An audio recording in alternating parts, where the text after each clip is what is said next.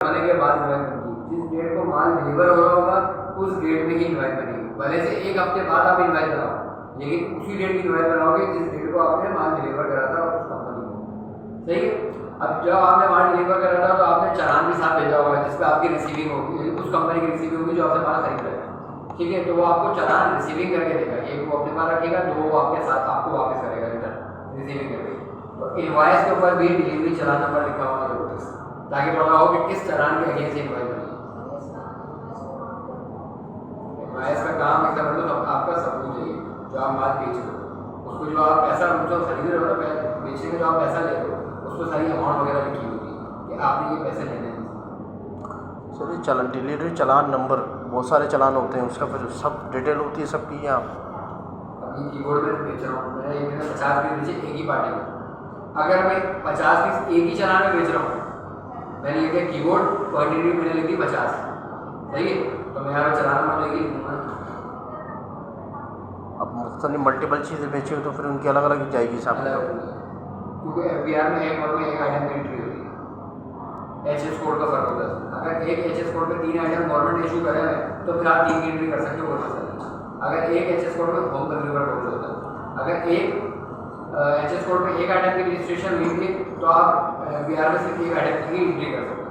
और जैसे यहाँ पे आपके पास 5 आइटम एक साथ लिखे हुए हैं, ऐसा बिल में कर सकते हो, इनवॉइस में नहीं कर सकते। इनवॉइस लोकली भी इस्तेमाल होती है, पाकिस्तान में लोकली भी इस्तेमाल होती है या लोकल में ही होती है, लेकिन उसका गवर्नमेंट के पास रिकॉर्ड होता था क्योंकि आप टैक्स पे कर रहे हो। आपका रजिस्टर्ड होना भी जरूरी है, जो आपसे खरीद रहा है माल उसका रजिस्टर्ड होना भी जरूरी है जब सेल टैक्स इनवॉइस करेंगे। क्योंकि मैं गवर्नमेंट को ये बताऊंगा कि मैं इस कंपनी को सेल कर रहा हूँ और वो कंपनी बताएगी कि मैं इस कंपनी से परचेज कर रही हूँ, तो दोनों का रजिस्टर्ड होना जरूरी है। ठीक है, पक्के पे काम होगा उधर सेल टैक्स पे, जिसमें 18% GST टैक्स लगेगा। सही है। उसके बाद यहाँ पर आगे इनवॉइस नंबर। इनवॉइस भले से अलग अलग कंपनियों की हो लेकिन इनवॉइस नंबर सीरियल के हिसाब से चलेगा। ऐसा नहीं है कि मेरे पास एक पार्टी है उसका मैं 1 से लेकर 10 का सीरियल चला रहा हूँ, दूसरी पार्टी उसका 11 से 20 चला रहा हूँ, ऐसा नहीं। जितनी भी पार्टी 50 पार्टियाँ भी है तो इनवॉइस नंबर सीरियल वाइज चलेगा। जिस तरह से बुक में चैप्टर नंबर अलग अलग होते हैं लेकिन सीरियल एक ही चल रहा होगा।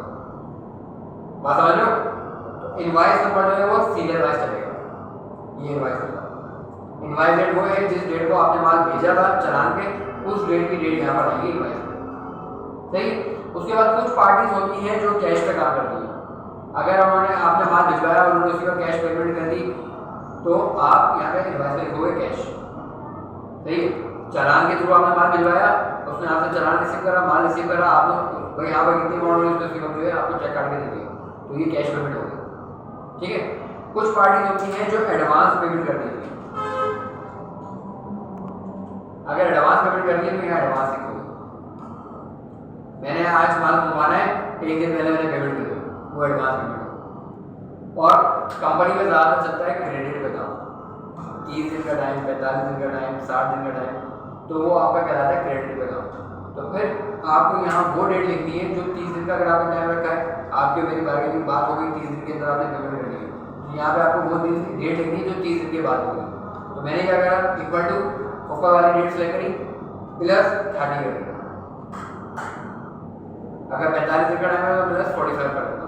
ऊपर वाली डेट में 30 डेज प्लस होगा तो यहाँ 13 जून लिखा हुआ आ गया, क्योंकि मई का महीना जो है 31 का महीना, 30 का महीना होता तो यहाँ पे 14 जून लिखा हुआ है। क्लियर है यहाँ तक। उसके बाद ये उस कंपनी का एड्रेस आ गया था। उसके बाद यहाँ सारे आपके पास आइटम आ गए, यहाँ उनकी क्वांटिटी आ गई, यहाँ उनके रेट आ गए, कौन सी चीज़ कितने की है। यहाँ पर आ जाएगी उनकी प्राइसेस। क्या करेंगे अभी तक तो सर ये एक चालान में मुख्तलिफ आइटम है ना? हो सकते हैं जी, यही मैं एक चालान में मुख्तलिफ आइटम हो सकते हैं या अलग अलग चालान में भी हो सकते हैं। अगर हम कच्चे में काम करें तो एक इनवॉइस बनाएंगे, कोई मसला नहीं। हाँ, चलान में बढ़ सकते हैं, लेकिन चलान में अक्सर ये होता है कि एक आइटम पे जो है एक ही चलान कट रहा होता है। भले से एक ही जगह पे 10 डिलीवरियाँ हो रही हो लेकिन चलान अलग अलग कट रहा होता है।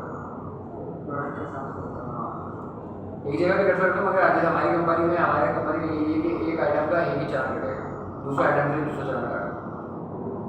इनवॉइस में भले से एक जगह हो जाएगा, लेकिन इनवॉइस में भी उसमें होगा जो कच्चे में काम हो रहा है, वो सेल भी कहलाता है।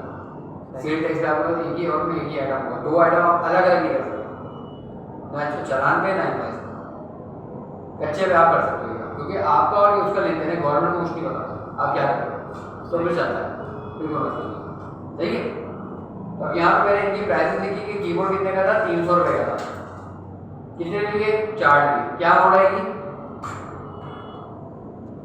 1200 कैसे आएगी, सम का फॉर्मूला नहीं है। अब यहाँ पे मुझे 4500 को 10 से करना है, तो क्या होना चाहिए यहाँ पर 4510, या 4500 को मैं 10 दफा लिखूंगा तो मैं करूँगा,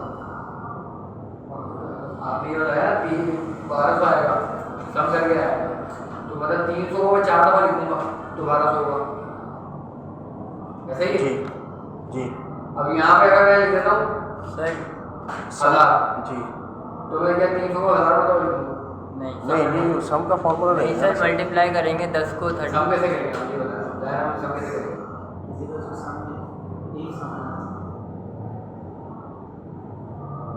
सम क्यों आए, सर मल्टीप्लाई होगा तो मल्टीप्लाई क्यों होगा, सर क्योंकि 4 की पोर्ट है ना, उसको 3 से मल्टीप्लाई करेंगे, जो आंसर आएगा फिर वही अमाउंट होगा। आपने मुझे 1200 बोला ना, कैसे बोला जी, जो मैं सम का लगेगा, नीचे लगेगा मल्टीप्लाई होगा सर। भाई आपने पहले ही कहा ना 300 रुपये का एक है, 4 30 के तो 1200 हो गए, जी। या तो मैंने 300 को 4 दफा लिखा है और उनको प्लस करा तो 1200 हो गए, या मैंने क्या करा 300 को 4 से मल्टीप्लाई करा, दो ही कंडीशन है। सम तो मैं चलो कर लूँगा, कम क्वांटिटी होगी 4 5 6, अगर यहाँ 1000 पीस हो तो फिर भी क्या करता, 300 को 1000 में होता तो मल्टीप्लाई करता, सिंपल है, मल्टीप्लाई करेंगे equal to unit price multiply by quantity, आप उसको ट्रैक कर देंगे।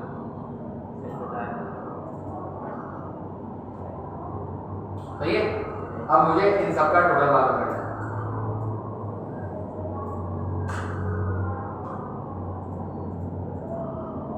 क्या करेंगे, सेलेक्ट करेंगे, सम का फॉर्मूला लगेगा, इक्वल टू करूँगा, उसके बाद ब्रैकेट ओपन, सम ब्रैकेट डोमेन होगा ना, फॉर्मूला यार वो गलती कर रहे हैं, बताऊँ मैं, आप लोग पहले सही कर रहे हैं, वो गलती कर रहे हैं, ये कोर्स खत्म होने के बाद ही आपको मिलेगा, जो भी याद है, कोर्स खत्म होने के बाद ही, बात की तो बात ही नहीं कर रहा कि 6 महीने बाद साल बाद, कोर्स खत्म होने के बाद ही आपको मिल जाओ,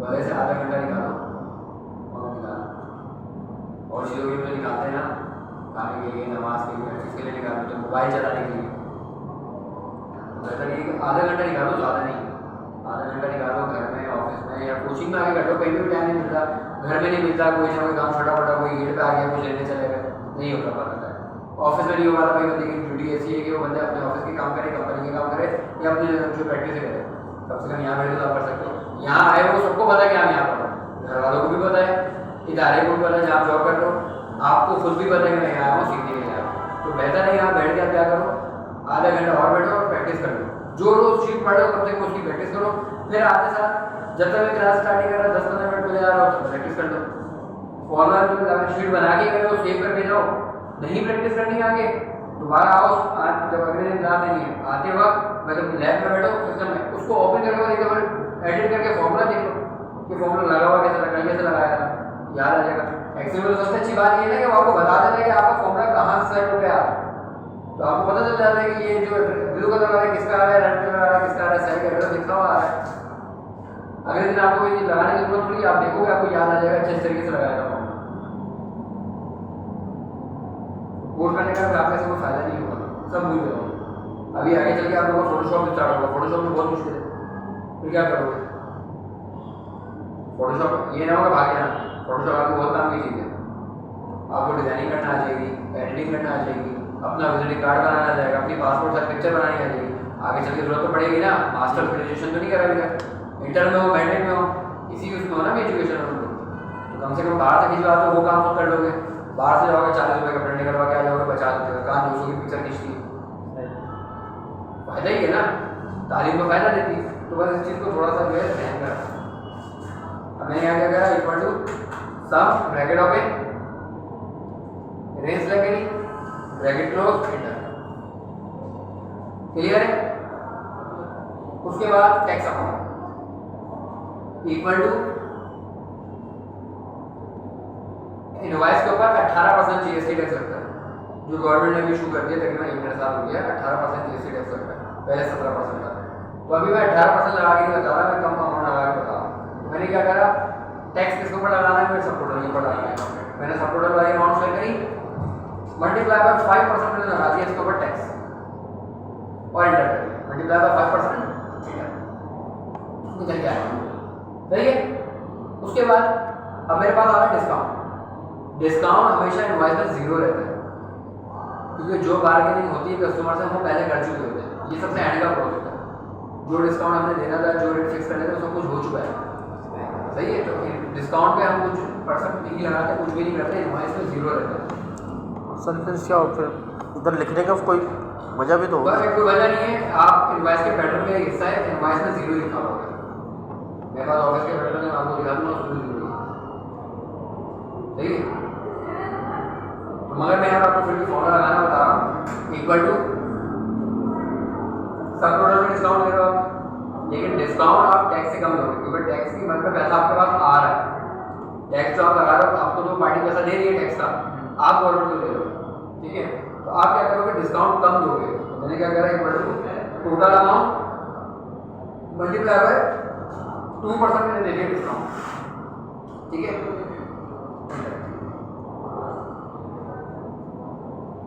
उसके बाद ये वाली अमाउंट और टोटल अमाउंट मेरे पास क्या हो रही है, आ रही है। डिस्काउंट वाली अमाउंट क्या हो रही है, मेरे पास से जा रही है। अगर मेरे पास अमाउंट आ रही है तो क्या करेंगे, सम करेंगे। दोनों को मैंने सिलेक्ट करा, सम का फॉर्मूला लगाया, ब्रैकेट क्लोज कर दिया। अगर डिस्काउंट 0 होता तो मेरा आंसर ये होता, समझ रहे हो ना।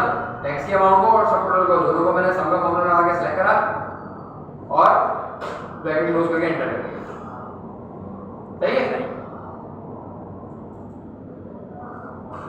मगर डिस्काउंट लगा जा रहा है, तो मैंने क्या कर दिया, माइनस डिस्काउंट और एंटर।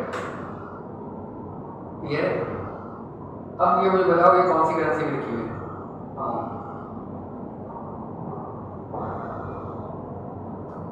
इंग्लिश में लिखूंगा, यूएसए लैंग्वेज में, तब भी नंबर ऐसे लिखे होते हैं। इंडियन लैंग्वेज में लिखूंगा, तब भी नंबर ऐसे लिखे होंगे। मुझे कैसे पता चलेगा ये पाकिस्तानी रुपीस है, ये डॉलर है, क्या है? डॉलर में तो एस लगा हुआ होता है, और रुपीस में RS यहाँ पे लगा हुआ है। तो हमें क्या करना है, मेंशन करना है, ताकि हमें पता चल सके, पता चल सके कि ये डॉलर में या किसी और करेंसी में बात नहीं हो रही है, रुपीस में बात हो रही है। तो हम क्या करेंगे, ये सब कुछ सेलेक्ट करेंगे। ऊपर देखो यहाँ पे लिखा हुआ है नंबर, ये ऑटोमेटिक नंबर में कन्वर्ट होगा। वरना बाय डिफॉल्ट हमारा सेल कौन सा होता है, जनरल सेल होता है। किसी भी सेल पे आप क्लिक करो, क्या लिखा हुआ है यहाँ पे, जनरल लिखा हुआ है। ये फॉर्मूला लगाया था, नंबर में कन्वर्ट होगा तो वहाँ नंबर लिखा हुआ है। हम क्या करेंगे, मोड नंबर फॉर्मेट में लेंगे, क्या लिखा हुआ है, करेंसी पे क्लिक करें, ठीक है। करेंसी पे क्लिक करने के बाद हमेशा इनवॉइस में नंबर जो होते हैं पॉइंट्स के बाद नहीं आते, डिजिट्स नहीं होते। तो डेसिमल प्लेसेस कर देना 0, जैसे यहाँ आ रहा है पॉइंट्स के बाद 2 डिजिट, आप इसको कर देना 0, सही है। उसके बाद यहाँ पे नन लिखा हुआ है, यहाँ देखो आपके पास सारी करेंसी आ रही है, सही है। सबके साइन भी लगे हुए हैं, पूरी दुनिया की होगी सर इसमें। हाँ, आप क्या करना है, इसको थोड़ा सा सेंटर में लेकर आना। जब ये अरबी वगैरह लिखा हुआ है तो समझना थोड़ा सा ऊपर जाना है। सर इसमें वो शॉर्ट की नहीं है, मतलब नहीं, ये देखो, इसमें कोई शॉर्ट की कोई सर्च का ऑप्शन नहीं है, ठीक है। RS लिखा हुआ आ गया,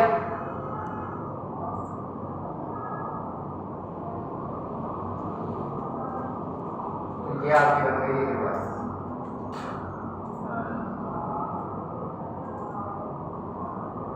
अच्छा, अक्सर अगर ऐसा हो, आप जब प्रैक्टिस कर रहे हो इस तरीके से हैशटैग लगे हुए आते हैं, तो समझ जाना सेल का साइज छोटा है।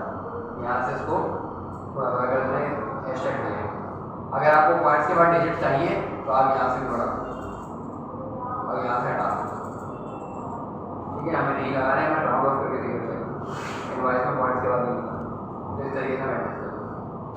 क्लियर है भाई? अच्छा